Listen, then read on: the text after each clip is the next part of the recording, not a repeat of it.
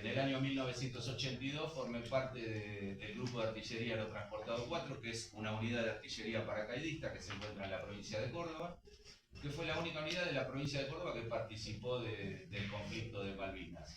Ahora se va a presentar mi compañero, y antes de ver ese video que también va a presentar mi compañero, nosotros dependemos de la Dirección General de Escuelas y del Consejo Escolar, donde recibimos directivas a partir de este año de unos breves minutitos hablar del mapa bicontinental, ¿sí? El mapa bicontinental que tiene nuestro país. Si ustedes me lo permiten, vamos a hacer eso.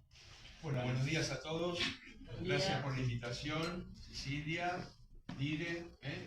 Bueno, mi nombre es Daniel Zapolarini. Allá en el año 1982 pertenecía al Regimiento de Infantería 6 Mecanizado, General Viamonte, con asiento en la ciudad de Mercedes, cumpliendo con el año, como en ese momento era, la ley del servicio militar obligatorio. Cumplí con esa ley en el año 1981, saliendo después de baja, como se le llama, volviendo a la vida civil, en marzo del 82. Poquitos días, escuela secundaria, recuperación de las islas, y me vuelven a reincorporar. Así fueron los pasos. Que de a poco en el desarrollo van a ir viendo cómo somos dos situaciones distintas en el hecho. Bien, vamos a ver los mapas, ¿te parece? Sí. Perfecto. Bueno, no sé si se ve más o menos, si se llega a ver. Somos nosotros los argentinos uno de los pocos países, ¿no? De los cuales es bicontinental, o sea que forma parte en nuestro país del territorio americano, del continente americano y también del continente antártico, por eso es bicontinental. Y junto con el Canal de Panamá son los dos únicos pasos del Océano Pacífico al Océano Atlántico, ¿sí? O sea que somos un país bicontinental y bioceánico. Siempre dijimos antiguamente que cuando nos preguntaban dónde están ubicadas las Islas Malvinas, y siempre decíamos al sur, ¿sí? Pero la verdad es que si uno toma en cuenta la real dimensión de nuestro país, acá se puede ver claramente, siempre antes el triangulito de la parte del sector antártico se ponía en el mapa en la parte de abajo en una escala menor. Eso no reflejaba, digamos, la verdadera dimensión de nuestro país. Acá está todo en la misma escala. O sea que si tomamos en cuenta desde Jujuy hasta este puntito del Polo Sur en la Antártida, nos vamos a dar cuenta que las Islas Malvinas que están acá no están en el sur del país, sino que están en el centro de nuestro país. Y las Islas Malvinas, por último, forman parte de la provincia de Tierra del Fuego. Antiguamente Tierra del Fuego era un territorio nacional. Hoy sabemos que está declarado provincia, y la provincia de Tierra del Fuego abarca la isla grande de Tierra del Fuego, las Islas Malvinas, Orcadas del Sur, Sandwich del Sur, etc., más todo el sector antártico. O sea que la provincia de Tierra del Fuego es la más grande que tiene nuestro país. Y por último, la capital, cuando hablamos de Malvinas, la capital de Malvinas no es Puerto Argentino, ¿sí? Sino que es Ushuaia, porque forma parte de esta provincia, y la capital está en Tierra del Fuego, en Ushuaia. Sí, brevemente darles ese pantallazo, hay que tenerlo presente porque nosotros decimos que para querer algo primero hay que conocerlo y luego defenderlo, ¿sí? Y cuando hablo de defenderlo no estoy hablando ni de guerra, ni de armamento, ni de nada que se le parezca, sino del conocimiento y teniéndolo siempre presente, ¿sí? Ojalá en el futuro podamos explotar las inmensas riquezas que tiene toda esta provincia, que son enormes, y la importancia que tiene geopolítica, ¿sí? Ojalá, lamentablemente sabemos que están usurpadas por el Reino Unido de Gran Bretaña, entre otras potencias, ¿sí? Bueno, brevemente ese pantallo. Sí,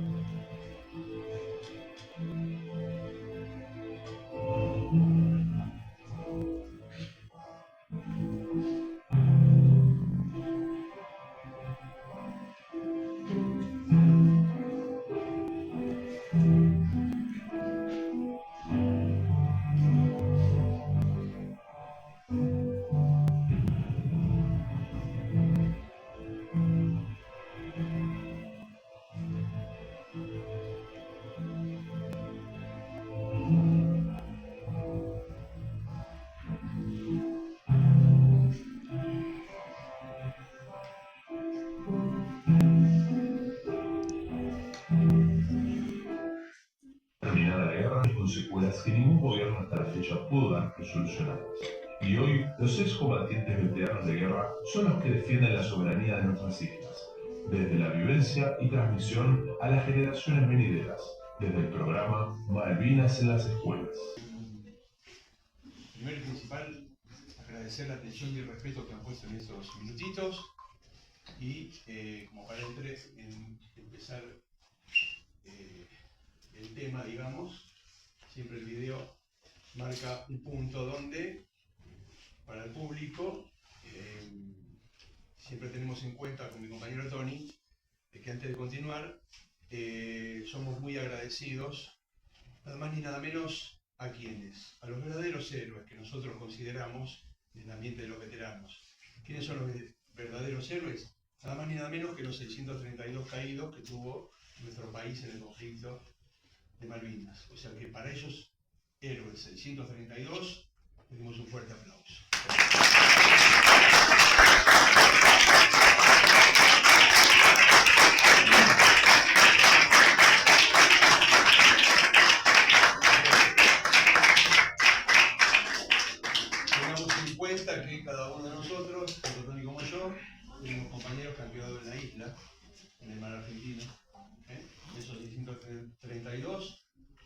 3 compañeros, en el caso mío, 6 compañeros. Así que, nada, en honor a ellos siempre, siempre. Bueno, a ver, Cecilia, Dire, jóvenes, profe, ¿quién quiere empezar con alguna inquietud, alguna pregunta? No tengan miedo, no tengan vergüenza. Estamos entre amigos, Al contrario. chicos. Ninguna pregunta es tonta, la respuesta es capaz, pero la pregunta es Acá tenemos. anímense. Vamos. Quería preguntar Por acá. cómo te golpeó mentalmente, digamos, primero el después de la guerra y después al ver este video, ¿qué te causó quizás mentalmente? Bueno, primero y principal, yo veo el video y siento que hoy, 28, ¿no?, de mayo, estamos en la isla. Hoy estamos, como le dije a la dama acá, cuando empezamos, hoy estamos disfrutando de este momento, que para nosotros esto es un montón, ¿no? Porque después de estar, el tiempo hizo así. Hoy a los 65 años te das cuenta cómo de repente está re bueno que los jóvenes se enteren un poquito o conozcan un poquito más de lo sucedido hace 44 años. Ahora, chicos, en Argentina, a 2000 kilómetros de acá, y nos tocó estar. O sea que esto, claro que mueve. Uno está acostumbrado, pero no deja de ser. Esto parecería que fue ayer a la tarde, para mí, ¿eh? Parece que ayer estábamos ahí. Y pasó la vida. Por eso está bueno que sepan un poquito más de Malvinas, que conozcan un poquito más el país hermoso que tenemos, que estamos en un momento donde pareciera que está muy descuidado todo, ¿no? Pero bueno, esa es la manera, mi mirada. No, agregar, si me permiten, con respecto a esta pregunta también, que nosotros somos, en el partido de La Matanza, fuimos exactamente 711 compañeros, 711 veteranos. En La Matanza tenemos más veteranos que en la mayoría de las provincias, ¿eh? Pero lo que voy es que son pocos los que hacemos esta tarea, los que tenemos la suerte, digo yo, de hacer esta tarea, de ir a las escuelas o ir a charlas en estas fechas que, como decía Daniel, todavía para la mayoría de la gente fue el 2 de abril, pero para nosotros es todo el tiempo.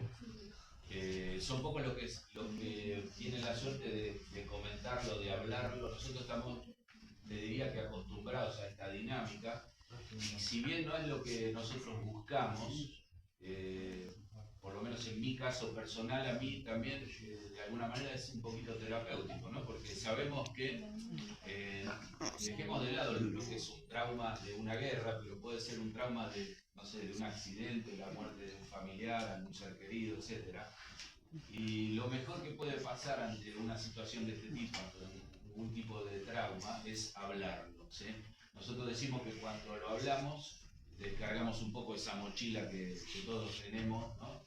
Y bueno, nosotros tenemos la suerte de poder ir hablándolo.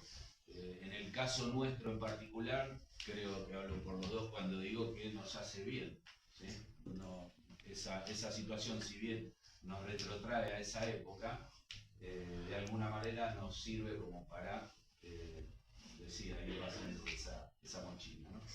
Otra pregunta, chicos, por favor. Sí, Silvana. ¿Cuál era la fuerza de corazón, de motivación que tenías cuando eras jóvenes iguales que tenemos acá? Lamentablemente no sabían a lo que iban. Me imagino que algunos estarían tristes, otros llorarían, otros le darían fuerza. ¿Cuál era el vínculo que formaban? ¿Cuál era la fuerza en la que se unían como para llegar adelante? Perfecto, gracias, Silvana. Antes de responderte la pregunta, nosotros siempre decimos que estas preguntas que nos van a hacer hoy, hechas a otro compañero, a otro veterano, es muy probable que ante la misma pregunta la respuesta sea distinta, ¿sí? Y esto no implica ni que otro compañero ni nosotros estemos mintiendo, sino que tiene que ver en el lugar en que cada uno estuvo durante el conflicto. No todos estuvimos en los mismos lugares. También tiene que ver el arma con la que cada uno estuvo, porque acorde a eso es lo que uno tuvo que hacer durante el conflicto, y sobre todo tiene que ver con lo que cada uno de manera personal sintió. Yo voy a responder ahora a tu pregunta de manera personal, porque se trata de lo que yo sentí, yo no puedo representar a todos. En el caso particular mío, yo hacía 2 meses que estaba incorporado. Yo soy clase 63, se le dice esto a los que nacieron en el año 1963, para los chicos que no la tienen muy clara con bueno, hacía 2 meses que estaba incorporado, estaba en Córdoba, y el día 2 de abril nos sorprende la novedad de que se habían recuperado las citas. Yo estaba en medio de la instrucción y en medio del recambio de las clases. Se estaban yendo compañeros de la clase 62 del año anterior, y nosotros que recién, en el caso mío, recién ingresábamos. Cuando nos enteramos de esto, a diferencia de lo que comentaba Silvana, se produce una algarabía enorme ahí en el cuartel. Se empezó a festejar. Lo que se festejaba era que se habían recuperado nuestras Islas Malvinas, ¿sí?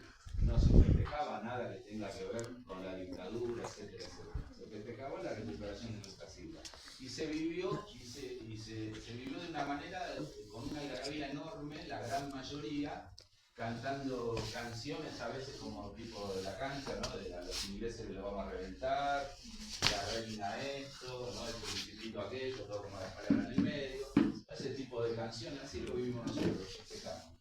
En el caso particular del grupo Artillería 4, recién, o sea, el 2 de abril nos enteramos de esto y pasaron 20 días, o sea, recién el día 22 de abril llega la orden a mi unidad de que teníamos que ir a Malvinas. No teníamos idea de que íbamos a ir a Malvinas. Viaja aproximadamente alrededor de 400 soldados, tenemos que viajar de un total de 1000 aproximados que tenía la unidad. Se hace una lista donde, a diferencia de otras unidades, la mayoría de los que viajamos a Malvinas éramos de la clase nueva. Porque si bien estábamos en Córdoba, la mayoría de los que estábamos allá éramos de Buenos Aires. Y ya no había tiempo para que vengan de las licencias los soldados que ya habían hecho el servicio militar completo el año anterior, ¿sí? Bueno, se hace una lista, se nombra a 400 soldados de los 1000 que íbamos a ir a Malvinas, y se nos da la chance de que el que no quería ir lo podía hacer. Y en el caso nuestro, todos, absolutamente todos, quisimos ir a Malvinas, fuimos de manera voluntaria. Eso pasó en nuestro vida. Ahora, dicho esto, también tengo que agregar que nosotros, el día 22 de abril, sabíamos que íbamos a ir a Malvinas, pero no teníamos en la cabeza que íbamos a ir a una guerra, ¿sí? ¿Por qué? Porque lo que se rumoreaba en ese momento era que se habían recuperado las islas el 2 de abril, y nosotros íbamos a ir a hacerles el aguante a los que ya el 2 de abril habían recuperado las islas, íbamos a ir a las islas a poblarlas, digamos, llenarlas de soldados, para que después se pase a negociar, ¿sí? De esa manera y con ese concepto es como pasó toda esta situación que estoy contando. Obviamente esto nunca pasó. Después del 1 de mayo, digamos, ya empezamos a vivir una realidad muy distinta a la que hasta ese momento estábamos pasando, ¿no? El 1 de mayo sabemos que es cuando llegan los ingleses, ¿sí? Entonces, bueno, terminando, cerrando, creo haber respondido, digamos, pero no pasó en todos lados igual. O sea que los mandaba usted a la isla con esa idea. Es que yo siempre digo que con nosotros, ¿no? Siempre decimos que para entender lo que fue la guerra de Malvinas hay que verlo desde el punto de vista de la improvisación. Sí. Porque la guerra fue improvisada. Lo que fue muy bien planificado fue la recuperación de las islas. La recuperación de las islas el 2 de abril se ejecuta de una manera impecable. Una operación que ya estaba planificada hacía varios años atrás por la Armada, ¿no? Donde el concepto que tenía, o las directivas, las órdenes, mejor dicho, que tenían los que van a recuperar las islas era de que no muera ningún soldado inglés, que no muera ningún habitante de las islas y que tampoco rompan las propiedades de las islas porque se consideraban argentinas. De esa manera se ejecuta la operación, un éxito, ¿sí? Había una dotación pequeña de ingleses que eran alrededor de 120. Cuando desembarcan las fuerzas argentinas, aproximadamente pisando las Islas Malvinas, éramos alrededor de 7.800 más o menos, ¿sí? Para que se den una idea. Pero bueno, se ejecuta esa operación de manera impecable, ¿para qué? Para que después eso dé paso a negociar. Algo que estuvo a punto de pasar. Los primeros días de mayo, en la ONU, la Organización de las Naciones Unidas, estaba el presidente de Perú y el embajador de Perú, Belaúnde Terry y Javier Pérez de Cuellar, si mal no recuerdo. No me acuerdo cuál era el presidente y cuál era el embajador ahora. Pérez de Cuellar, el presidente. Gracias. Y se estaba por llegar a un acuerdo donde iban a poner una bandera argentina, una bandera inglesa, la bandera de la ONU y pasar a las negociaciones. Eso estuvo a punto de pasar los primeros días de mayo. ¿Y qué hacen los ingleses para terminar, para echar por tierra estas negociaciones? Al otro día, al día siguiente, entre otros motivos, principalmente, hunden el crucero Ara General Belgrano. El 2 de mayo a la tarde, lamentablemente, donde fallecen, sabemos, casi la mitad de todos los caídos durante todo el conflicto. Y bueno, eso es lo que sucede. Los militares tenían un plan A, no había un plan B, y era recuperar las islas de esa manera para luego negociar. Nunca ir al enfrentamiento como después pasó. Más o menos ese es el panorama. Sí. Acá tengo dos alumnos del cuarto y un compañero también que quiere hacer una pregunta a cada uno. Decime. ¿Qué recuerdos tienen sobre sus compañeros? Bueno, a ver, muy distinto mi situación a lo de Tony. De entrada, nunca supimos que íbamos a las islas. Salimos una tarde del lunes 12 de abril, Campo de Mayo, avión, como vimos en alguna foto acá, Río Gallegos, y esa misma madrugada del martes 13 de abril cruzamos a las islas. De los compañeros, recuerdos, o sea, por suerte los dos compañeros que más allegados que tuve fueron los dos que vivimos, los tres, en una trinchera, desde que llegamos hasta el último día. Una trinchera es un pozo, básicamente, que lo construimos entre los tres y vivimos de esa manera debido al armamento que teníamos, que era una ametralladora MAC. Y esa ametralladora necesitaba de 3 soldados: el operador, el apuntador, el abastecedor, que era yo, y la otra persona, el otro soldado, el otro compañero, trasladar el fuste, que es el punto de apoyo, donde se apoya ese arma. Pero de los dos compañeros, o sea, yo los veo sentaditos así, de la misma manera estábamos dentro de la trinchera. La profundidad de esa trinchera, la altura del piso a la cabeza de cualquiera de ustedes. O sea que se podía estar o sentado o los tres acostados, para dormir, digamos, ¿no? Afuera. ¿La trinchera la cavaban ustedes también? Sí, que a veces pienso, ¿no? En ese momento se estrenó un modelo de pala, chicos, que realmente parecería a propósito, era la menos indicada la manera, porque uno conoce la pala ancha, la pala de punta, que usamos en casa a veces en el jardín. Justamente era una pala cómoda de trasladar porque era plegable, tenía 3 partes, se plegaba y se llevaba acá en el cinturón. Se iría a buscar al que la compró ese día, ¿no? Para trasladarle era cómodo. Para trasladarle, chicos. No era práctica. Pensemos esto solo. Hoy en Malvinas, ahora debe estar haciendo 10 bajo cero más o menos. A esta época. Ponen, de 365 días llueve 270 en Malvinas. O sea que hay lluvia, tierra, barro. Y la pala era a rosca. Para el que entiende un poquito, roscar. Algo que no da lugar porque está sucio, se zafa la rosca y no se puede. O sea que con ese aparatito, esa palita, tuvimos que hacer un pozo que más o menos, para que entren 3 personas, altura 70, profundidad 70 centímetros, 80, porque mucho no se podía cavar, justamente porque a mí me tocó estar cerca de la costa. Ahí, la costa ahí, 200 metros, zona baja, la marea, el mar, el movimiento en el mar, las 6 horas sube y baja la marea, cuestión de que ese pozo se inundaban, tuvimos que hacer 3. Cada vez más lejos, pero había un lugar que había que respetar por la orden que teníamos de estar cerca y ante un posible desembarco, ¿no? El aviso y bueno, actuar.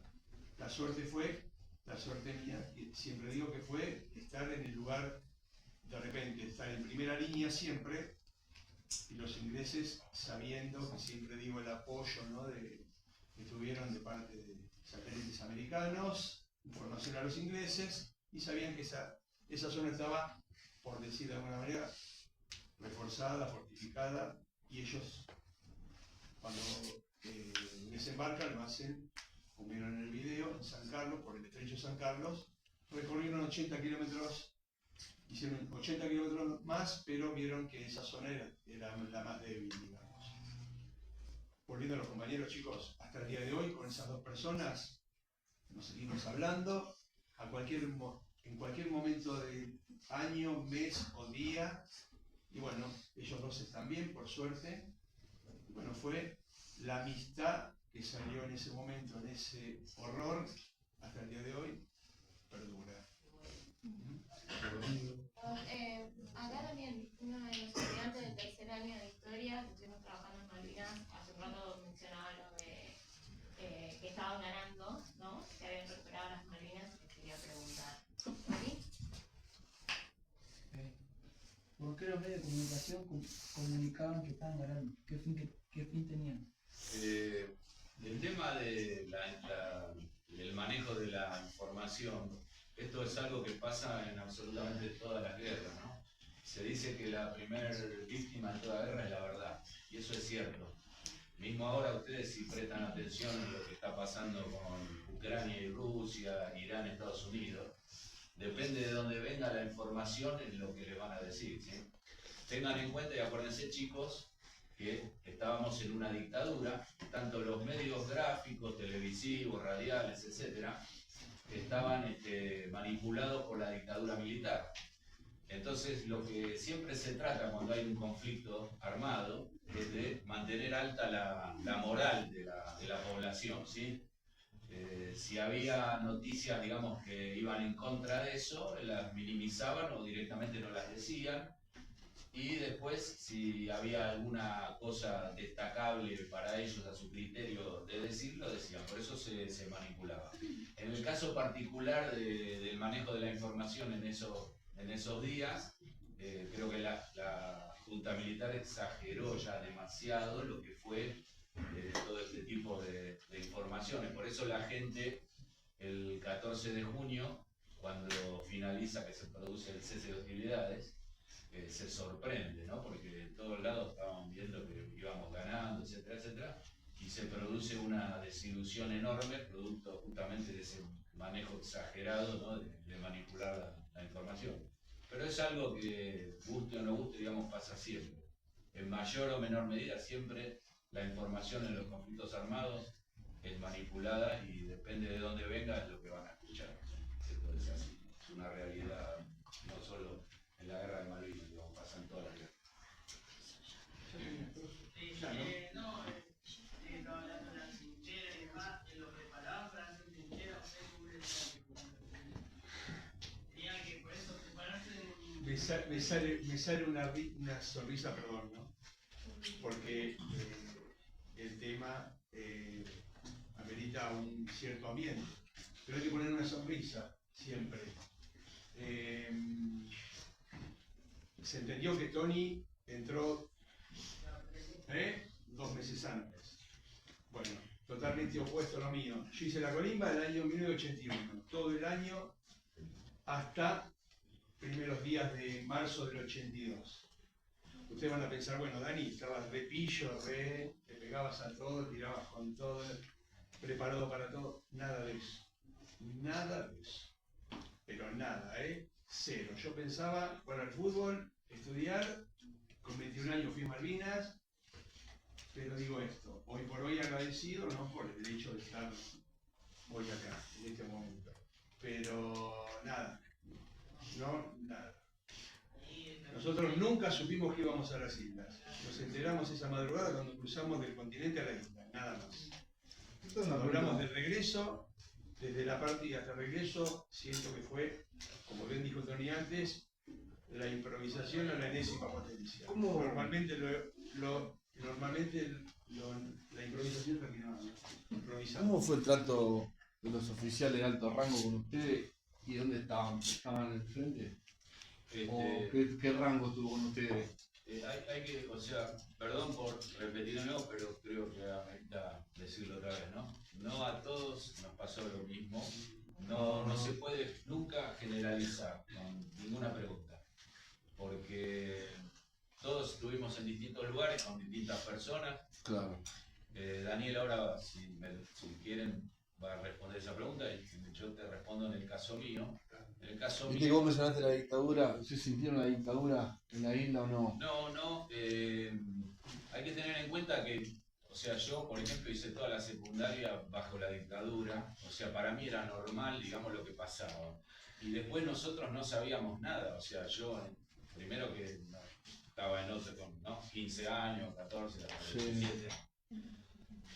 Uno vive en otro planeta más o menos, ¿no? Sí. No sé, era normal, para mí eso, la dictadura no, o sea, no se sabía lo de los desaparecidos, por ejemplo, en ese momento. Nosotros no sabíamos nada, la gran mayoría, digamos, ¿no? No teníamos ni idea y nos parecía normal porque nacimos, nos criamos de que pensamos un poquito con esas cosas, ¿no? Pero volviendo a tu pregunta, por ejemplo, en el caso de mi unidad en particular, el jefe de mi unidad, teniente coronel en aquel momento, y el general retirado todavía vive, Carlos Alberto Quevedo, él cuando vinimos de Malvinas fue condecorado por haber disparado hasta agotar munición, ¿no? Nosotros estuvimos en combate del 10 de junio al 14 de junio incluido, y él es condecorado. Yo te diría que del teniente coronel para abajo, ninguno teníamos nada que ver con la dictadura, pero ni un poquito. Yo menos que nadie, porque hacía 2 meses que estaba incorporado, pero ni siquiera o sea, el tema de la dictadura ahora es una opinión personal, digamos, en general hablando era la cúpula militar, quizás la segunda, las terceras líneas, algunos de la cuarta línea, después el resto, o sea, hasta de los cuarteles en general, hasta jefe de esas unidades, la mayoría, no puedo decir todo para no cerrar, pero la gran mayoría no tenía nada que ver con lo otro, digamos, ¿no? Con toda esa trama oscura y terrible que sabemos que pasó. Y en ese momento no se hablaba nada, salvo a los que les pasaba y comentarios. Yo era una criatura ahí, muy chiquito, ni idea tenía. Pero bueno, en el caso particular de mi unidad, como dije antes, este teniente coronel fue condecorado, él se queda con nosotros hasta el último momento. Ojo, también pasó en nuestra unidad que hubo castigo, hubo estaqueos. Capaz al punto que por ahí sí tenían conocimiento de algún tipo de maltrato, pero eran dos universos diferentes, el país y la isla, en cierto modo, ¿no? Sí, dos universos diferentes, dijiste muy bien. Si me permiten, con respeto, ¿saben, chicos, lo que son los estaqueos? No. Es clavar 4 estacas en el piso y atar a los miembros de la persona a esas estacas, las manos y los brazos en el piso. Eso en mi unidad pasó, pero hay que entender esto, y no estoy defendiendo el estaqueo porque no lo comparto, pero para entender un poquito eso hay que estar en ese contexto. Nosotros éramos jóvenes, no éramos chicos, éramos jóvenes, la mayoría de nosotros con hambre, ya en los últimos tiempos, pero mucho hambre, ¿no? Ya nada más que con ese elemento, la mayoría de las personas nos transformamos, nos guste o no, un poquitito en un animalito, ¿sí? Es complicado el tema del hambre solo. Un suboficial o un oficial tiene que manejar a un grupo de compañeros con ese tema, con el estrés de no saber en qué momento se vuelve, qué va a pasar, no al día siguiente, al minuto siguiente. O sea, hay una sumatoria de elementos que hace que esas personas es complicado manejarlas, ¿sí? Entonces no se podía, si había que cumplir una orden, que las órdenes supuestamente, no en todos los casos, pero supuestamente las dice el superior porque se supone que sabe más que uno. y hay que cumplirla, no hay que cuestionarla. El soldado, lo primero que te enseñan cuando entras al servicio militar es que el soldado no piensa, el soldado ejecuta. Manejar a un grupo de gente de esa manera, en esas condiciones, no es fácil, les puedo asegurar que no es fácil. Entonces pasaban los castigos, ¿no? A veces el exceso, el largo tiempo sin estar comiendo, etcétera, etcétera, salíamos y tratábamos de buscar comida, porque es algo que no podemos postergar y es más importante, ¿no? Yo siempre cuento que en los últimos momentos, cuando nos estaban matando a bombazos, estábamos más preocupados por comer que por la bomba que estaban cayendo. Entonces manejar a un grupo de gente de esa manera es muy complicado. Entonces había que tenerlos con un cierto orden. En Malvinas, nosotros estábamos pisando Malvinas en las afueras del pueblo.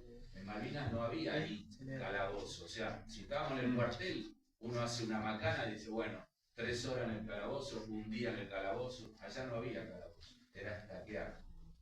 Esa era lo que se buscaba. Y hubo castigo de compañeros que fueron a buscar comida al pueblo o que robaron algo a otro, etcétera, donde se los estaqueó, pero se los estaqueaba media hora, 1 hora, ¿sí? Jamás hubo excesos. Sí hubo estaqueo, hubo castigo, pero no hubo excesos.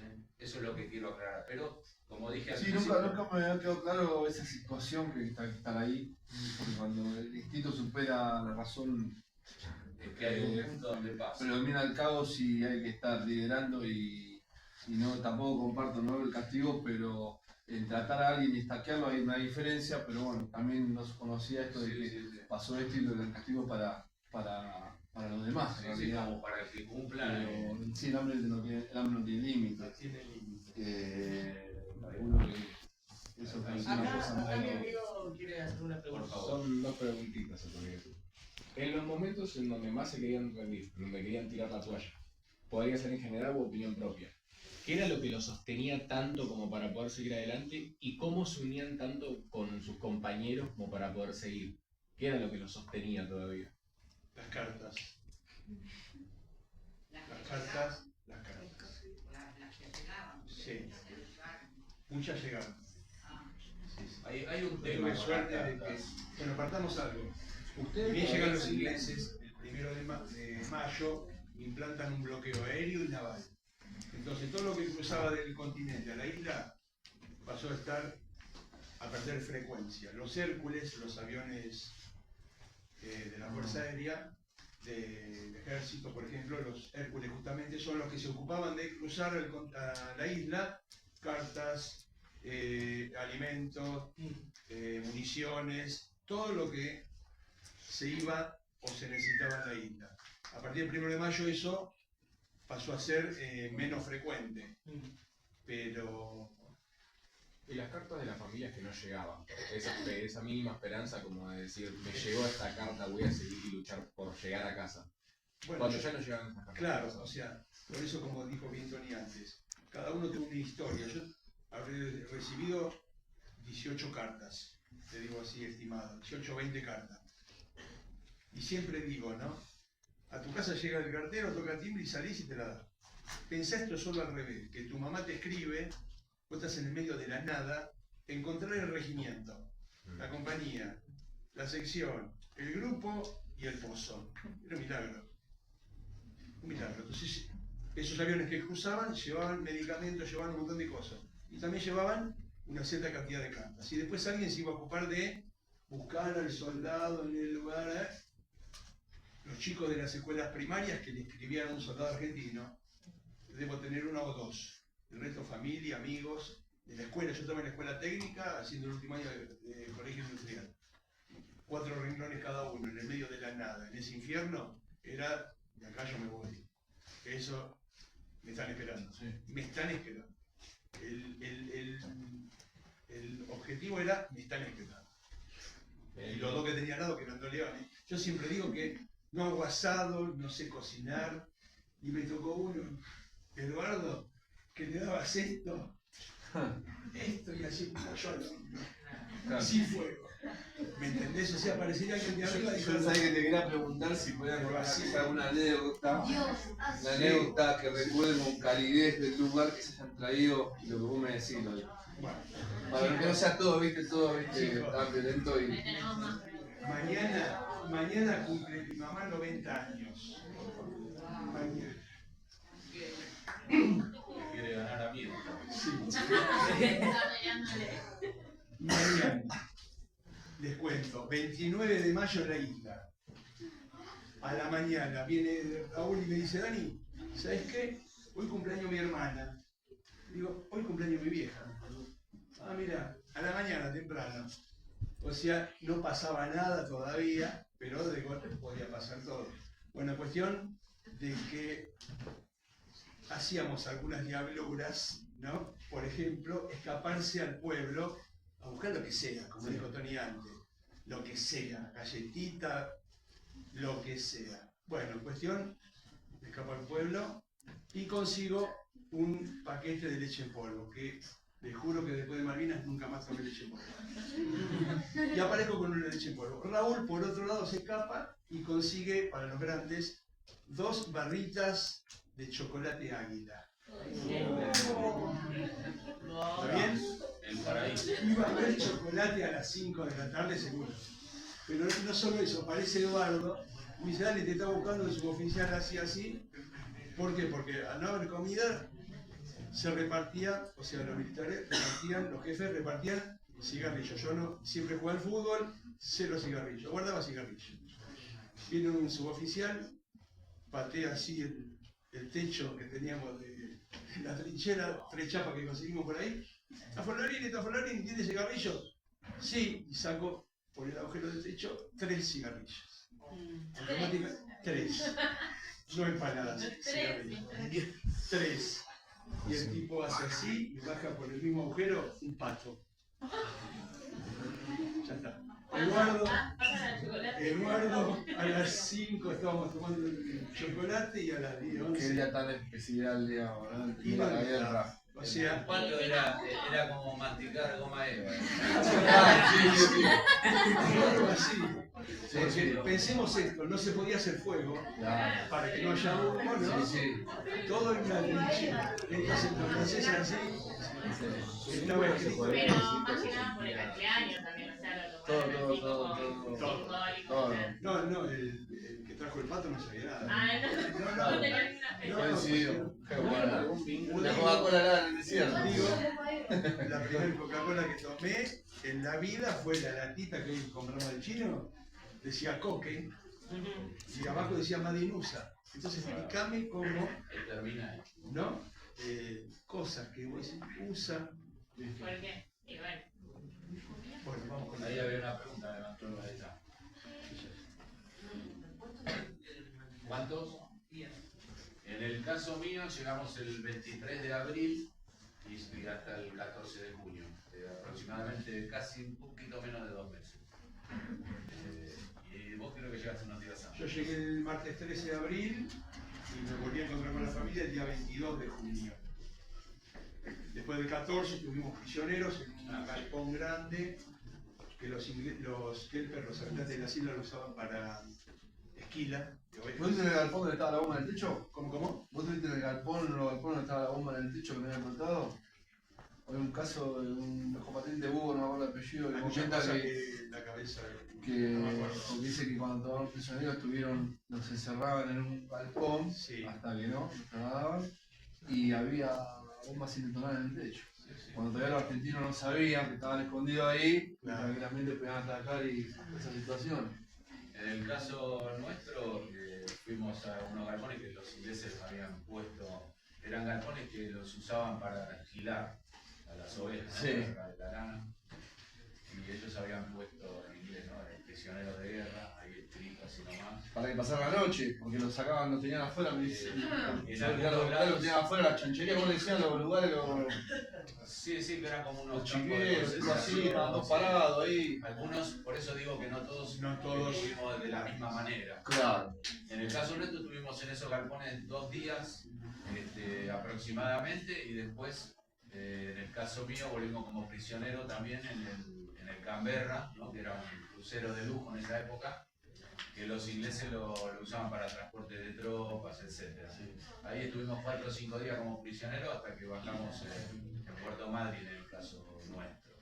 Pero pasó esto... Hasta lo último extremo, hasta lo último extremo. Hasta el último día, en esos galpones empezamos a comer. Nosotros, por lo menos, ahí siempre digo que la naranja más grande que comí en mi vida, pues la veía uno grande por el hambre. Fue en ese galpón. A partir de ahí. Y la incertidumbre de estar prisionero, no sabía qué ibas a pasar, ni a dónde nos iban a llevar. Hay compañeros que fueron a Uruguay, por ejemplo. Todos los que fueron a Uruguay, por ejemplo, fue porque los tomaron prisioneros durante el conflicto. Los que fuimos tomados prisioneros, como el caso nuestro, cuando termina el conflicto, que se firma el cese de hostilidades, todos fuimos... Claro, cuando los ingleses se han puesto en Uruguay cuando estaban en el conflicto. Claro, durante el conflicto, sí. Porque no se permitía a barcos ingleses atracar acá. En el caso particular mío, ¿no? Respondiendo tu pregunta, los ingleses, los soldados ingleses que estaban en el barco, en el Canberra, esos ingleses no habían entrado en combate. El trato que hubo, digamos, yo podría decir que fue bueno. ¿Sí? ¿Perdón? ¿El idioma hablaban? Sí, repartieron unos volantes escritos en un castellano raro que los entendía, y había algunos que tenían nociones, y mismos compañeros nuestros que tenían nociones de hablar el inglés también, así que... Pero más que nada era todo por señas, ¿sí? Pero a lo que voy es que una cosa fue el trato de los ingleses con los prisioneros argentinos durante el conflicto, y otra cosa fue cuando finaliza el conflicto. La mayoría de los veteranos que ustedes le pregunten que fueron prisioneros, como el caso nuestro, cuando finaliza el conflicto, le van a decir que los trataron bien o relativamente bien o muy bien. ¿Sí?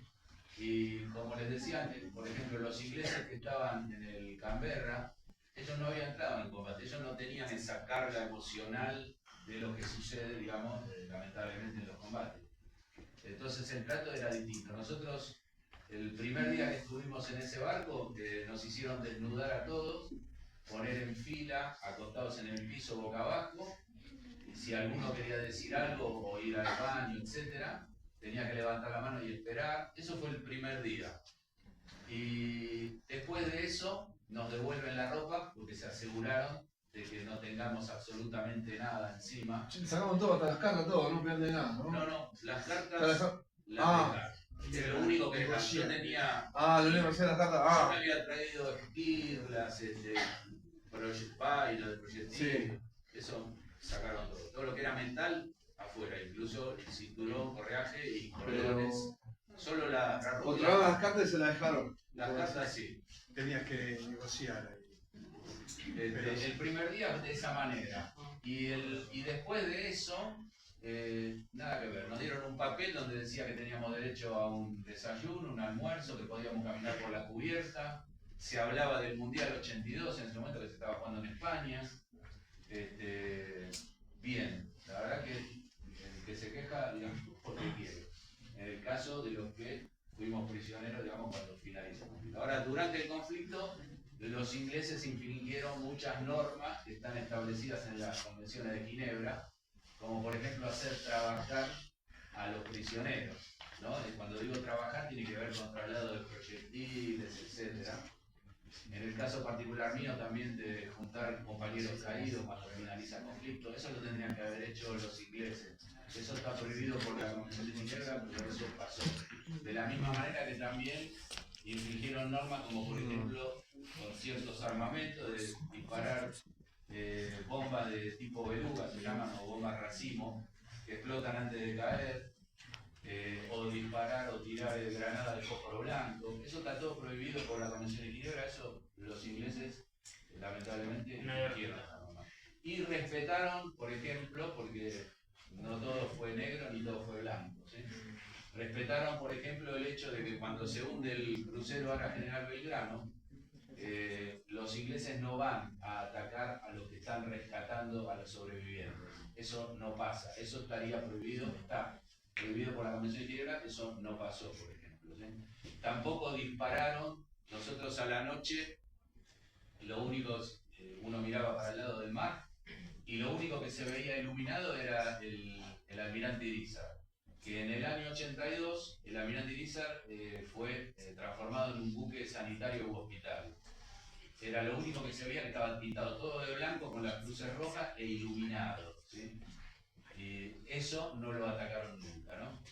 Y dicho sea de paso, si me permiten mencionar, porque es algo que creo que lo deben saber, porque si hablaron de Malvinas lo habrán tocado, ¿no? El tema de las veteranas de Malvinas, donde la mayoría de ellas actuaban ahí en ese barco, en el rompehielos, en el almirante Irizar.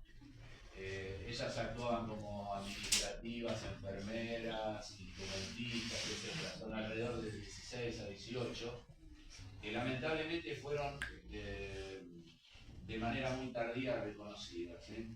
No hace mucho tiempo que se las reconoce como veteranas. Esas mujeres corrieron el mismo riesgo que toda la tripulación de ese barco, porque hoy, con el diario del lunes, sabemos que no fue atacado. Pero durante el conflicto no se sabía, ¿sí? Y estaba en el medio del conflicto. Así que tuvieron que vivir toda esa incertidumbre y ese rumor, y esa posibilidad que no pasó, pero en ese momento no lo sabían.